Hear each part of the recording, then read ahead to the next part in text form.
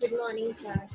चलिए, अब क्वेश्चंस कौन से हैं आपके पास? मिसलेनियस प्रॉब्लम्स हैं, मतलब आपको सब कुछ फाइंड आउट करना आ गया। Principal, compound interest, rate of interest, time, सब कुछ फाइंड करना सीख लिया। अब हमारे पास नेक्स्ट क्वेश्चंस हैं। देखिए पहला क्वेश्चन क्या है इसके according. Divide rupees this much between A and B so that the amount that A receives in 2 years is the same as the B receives in 4 years. The interest is compounded annually at the rate of interest 4% per annum. अब देखो, इतने rupees हमें किस में divide करने हैं? ए और B. ठीक है, अब मैंने लेट किया, मैंने एक्स रुपीस इसमें से इसको ए को दे दिए, तो इसका मतलब क्या है? बाकी जो रिमेनिंग बचेंगे वो किसके पास जाएंगे? बी के पास जाएंगे। ठीक है, उसने ए ने जो मनी रिसीव की उसमें टाइम पीरियड कितना था? 2 years। और इसमें टाइम पीरियड कितना है? 4 years। दोनों का रेट ऑफ इंटरेस्ट क्या है? सेम है। दोनों का रेट ऑफ इंटरेस्ट क्या है? सेम है, यानी कि ये पी का काम करेगा, ये भी क्या करेगा? पी का काम करेगा। और कह रहे दोनों का जो अमाउंट है वो क्या है? सेम है। इसका अमाउंट निकाल के इस केस के अमाउंट के साथ इक्वेट कर देंगे आप। चलिए देखिए क्या करना है। चलो देखो क्या करेंगे। फर्स्ट केस का अमाउंट निकाल रही हूँ मैं। किस तरह से निकालेंगे? ए वन निकाल पी, सॉरी यहाँ एक्स आएगा, 1 + R upon T, R upon 100 power. चलिए इसको आप कैंसिल कर देंगे, 25 पे कैंसिल हो जाएगा। जैसे ही आप एलसीएम लेंगे क्या आ जाएगा? ये आ जाएगा। अमाउंट 2 निकालिए, क्या हो जाएगा? 1 + R/100 पावर। अगेन इसको कैंसिल कर देंगे, आप एलसीएम लेंगे तो क्या आ जाएगा? 26/25 पावर 4। अकॉर्डिंग टू क्वेश्चन आपको क्या दिया हुआ है? A1 इज इक्वल टू 8, यानी कि x इंटू 26/25 का square is equal to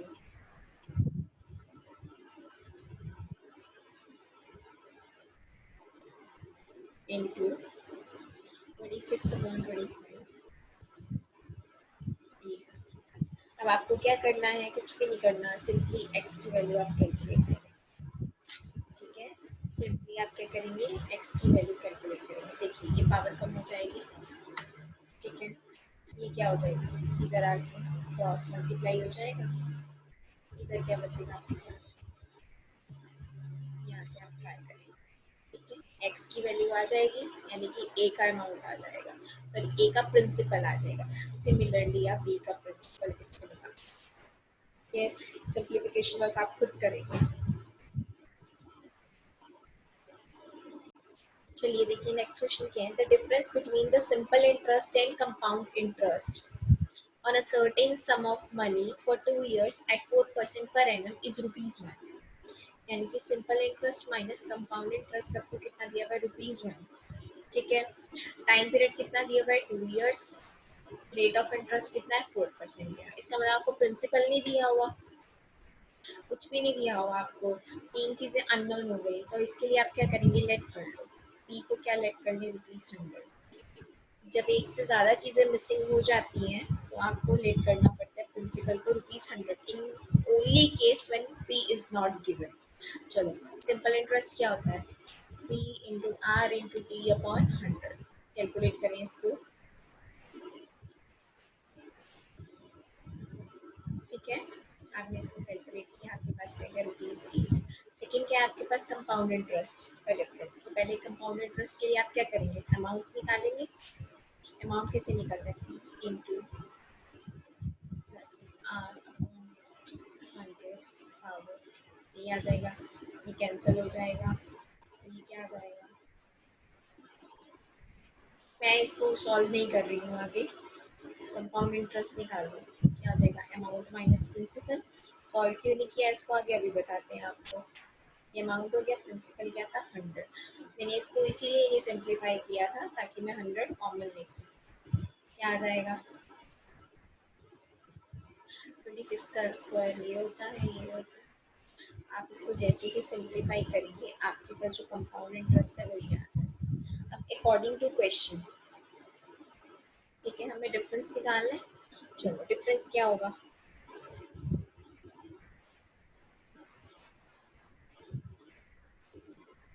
compound interest minus simple interest according to जो हमने निकाला है, तो क्या आ जाएगा?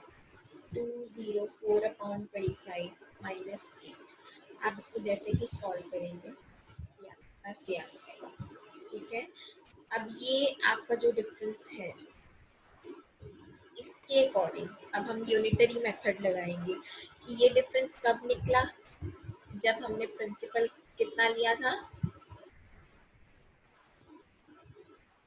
कितना लिया था, 100। If the difference is ₹4/25, then principal क्या था, ₹100।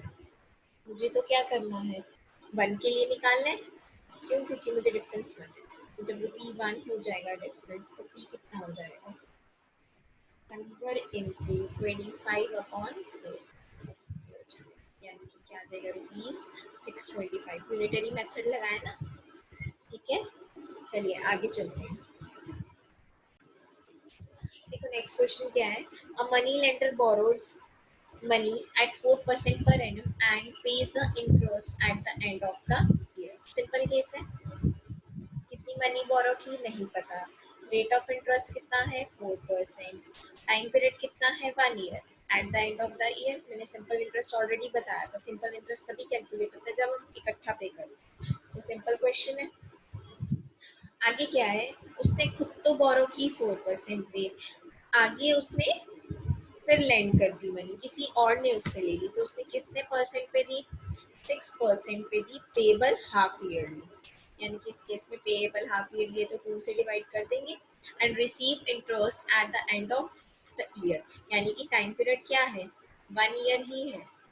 क्योंकि हाफ ईयरली है तो 2 से मल्टीप्लाई कर देंगे तो आपके पास क्या आ जाएगा, 2 हाफ ईयर्स, यही आ जाएगा। अब देखिए आपको दोनों केसेस में क्या चाहिए, प्रिंसिपल तो चाहिए ही चाहिए। आगे देखो पढ़ते हैं। This way he gains rupees this in a year, यानी कि पहले जितनी उसने मनी बोरो की और आगे उसने क्या की, जितनी लैंड की मनी, उस हिसाब से उसको इतने रुपीस गेन हुए।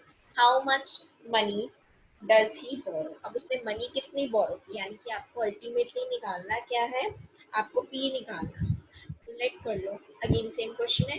ये गेन्स का मतलब क्या है, ये simple interest minus compound interest, दोनों का जो डिफरेंस है वो दिया हुआ है आपको ही। चलिए लेट कर लीजिए, पी को क्या ले लें, ₹100। सिंपल इंटरेस्ट कैलकुलेट कीजिए, क्या आ गया, पी इंटू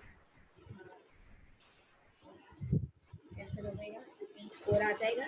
चलिए आगे क्या है, हाफ ईयर आ गया, अमाउंट निकालना पड़ेगा आपको। पी पी 100 ही चल रहा है, ये आ जाएगा कैलकुलेट,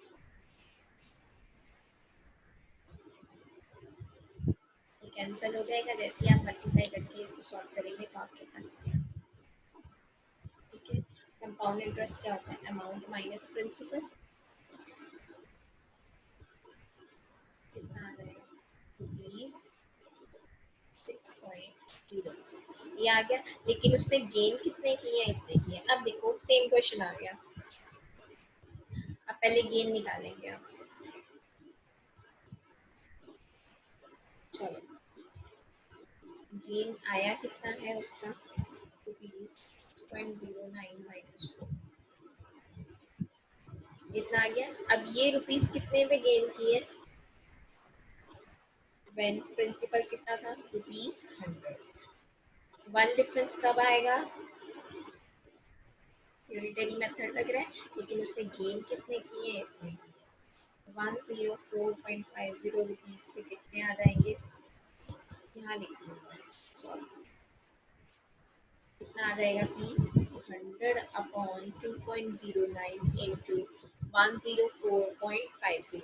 ये तो वही यूनिटरी मेथड है जो आपने बचपन में लगाया, आप इसको सॉल्व करेंगे आपके पास मनी फॉरवर्ड आ जाएगी। ठीक है, यूनिटरी मेथड सबको आता होगा, बचपन में हमने किया है। चलिए आगे चलते हैं। चलो देखो क्या है next question. Find the compound interest on rupees 6950 for 3 years if the interest is payable half year. If the interest is payable half yearly, the rate of interest for first 2 years is 6% per annum and for the third year is 9% per annum. यानी कि time period आपको क्या दिया हुआ है, total 3 years दिया हुआ है, लेकिन इसको डिवाइड किया हुआ है 2 और 1 में, इसके अकॉर्डिंग हाफ ईयरली के अकॉर्डिंग। ठीक है, इसके हाफ ईयर्स कितने हो जाएंगे, 2 into 2 4 हो जाएंगे, इसके हाफ ईयर्स क्या हो जाएंगे, 1 into 2। यानी कि आप पहले 2 ईयर्स के लिए निकालोगे, फिर लास्ट के थर्ड ईयर के लिए। कंपाउंड इंटरेस्ट में मैंने आपको स्टार्टिंग में भी कराया था। जो फर्स्ट केस का अमाउंट होता है वो सेकंड केस का प्रिंसिपल बनता है, यानी कि आप यहाँ से जो अमाउंट निकालेंगे वो इस केस का प्रिंसिपल बनेगा। इस केस में रेट ऑफ इंटरेस्ट कितना है, 6% है, और इसमें कितना है, 9% है। हाफ ईयरली के हिसाब से 3% हो जाएगा और ये कितना हो जाएगा, 9/2% हो जाएगा। चलो अब हम क्या कर रहे हैं, सबसे पहले पहला केस निकाल रहे हैं।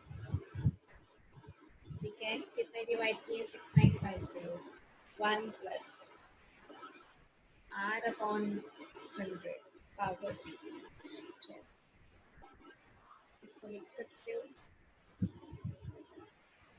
1.03 लॉग लेके सॉल्व करेंगे। आप लॉग आता है ना आपको निकालना, तो ये देखिए डायरेक्ट सॉल्व किया हुआ है, इसमें क्या आ जाएगा अमाउंट यहाँ से 7820, यानी कि जो अमाउंट निकला है वो इस केस का क्या हो जाएगा, प्रिंसिपल हो जाएगा। अब आप निकाल सकते हैं इस केस का प्रिंसिपल।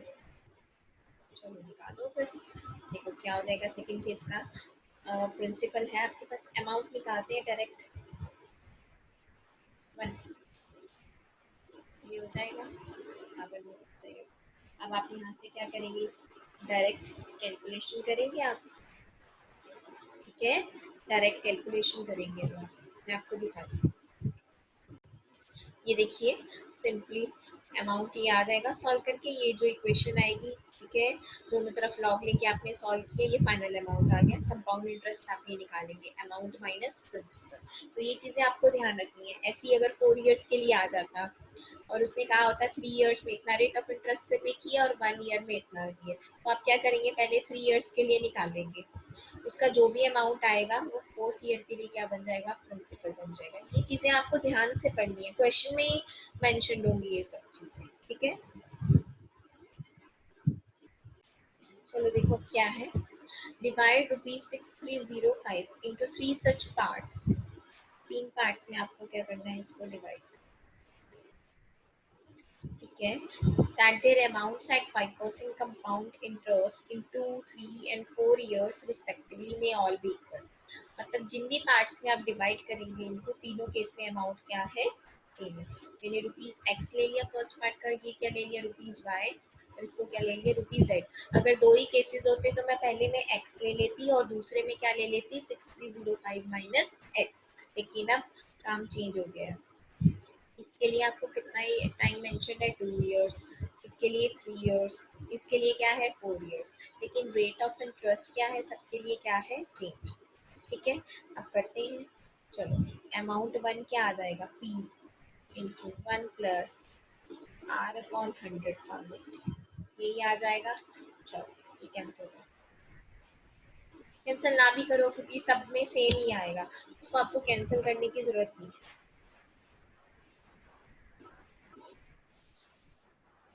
चलो कोई बात नहीं, इस तरह से लिख देते हैं। चलो देखो क्या है,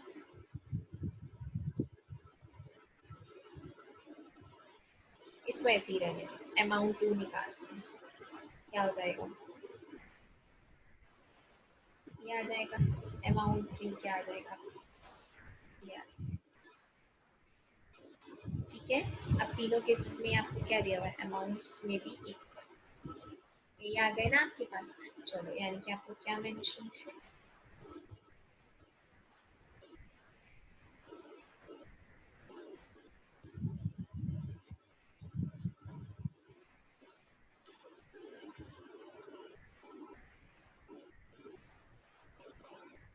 ये आ गया आपके पास।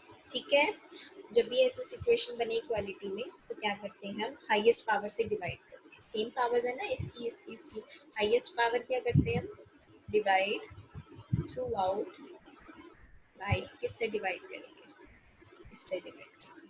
देखो जब ये इसके डिनोमिनेटर में आएगा तो आपके पास बचेगा क्या, ये बच जाएगा।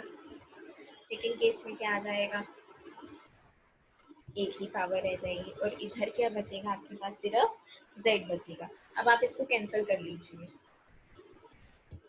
ठीक है, मैं यहाँ पे सॉल्व कर रही हूँ इसको। जैसे ही आप इसको कैंसिल करेंगे क्या बन जाएगा, 21/20 का स्क्वायर, इधर क्या आ जाएगा, 21/20 इज इक्वल टू 1। तो यानी कि अगर मैं इसको रेशो में लिखूँ तो ये कैसे लिखा जाएगा, 441/400 इज टू 21/20 इज टू 1। अब देखो नीचे मैक्सिमम एलसीएम कितना आ सकता है, 400 आ सकता है। तो थ्रू आउट किससे मल्टीप्लाई करते हैं आप, थ्रू आउट किससे मल्टीप्लाई करेंगे आप, 400 से। जैसे ही आप 400 से इसको मल्टीप्लाई करेंगे आपके पास रेशो क्या बन जाएगी, 441 इज टू 420 इज टू 400। यहाँ तक समझ में आ गया। तो अब हम आगे चलेंगे। अब हमारा काम क्या रह गया है, सिर्फ एक्स वाई जेड की वैल्यू निकालना रेशो में। ठीक है, देखिए X is to Y is to Z ये आ जाएगा आपके पास। टोटल रेशियो निकालेंगे। अब आपको सिंगल सिंगल पार्ट निकालना है, तो सिंगल सिंगल पार्ट कैसे निकालेंगे, एक्स अपॉन रेशियो का टोटल किसका निकालना है, पार्ट 6305 ये आ गया। ऐसे ही y के लिए क्या करेंगे, 420 upon sum of ratio into p। ऐसे ही z के लिए करेंगे। आंसर चेक करने के लिए आपको क्या करना है, इन तीनों का सम चेक करके देखोगे। अगर तो 6305 आ रहा है तो आपका आंसर बिल्कुल ठीक है। फर्दर क्वेश्चंस हम नेक्स्ट लेक्चर में करेंगे। Okay bye bye, take care, thank you.